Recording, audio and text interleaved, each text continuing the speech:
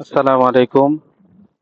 আজকে আমরা দেখব কিভাবে পিডিএফ থেকে ইমেজ করা যায়।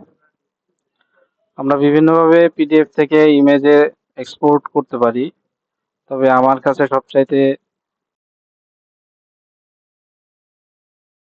আমার মনে হয় যে ফক্সিট প্রিমিয়াম পিডিএফ এর মাধ্যমে ইমেজ করা। তা আমরা এই পিডিএফ ফাইলটা ফক্সিটে ওপেন করলাম। তারপর আমরা ফাইলে যাব। ফাইল থেকে এক্সপোর্ট দিব।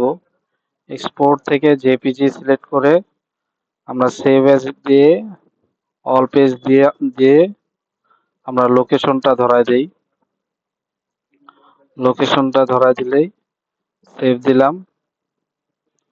এখন আমার পুরা পিডিএফটা আমার প্রতিটা পেজ ইমেজ আকারে চলে আসছে। এরকম আরো ভিডিও পেতে আমার সাথে থাকুন। ক্যাড অ্যান্ড বিম একাডেমির সাথে থাকুন।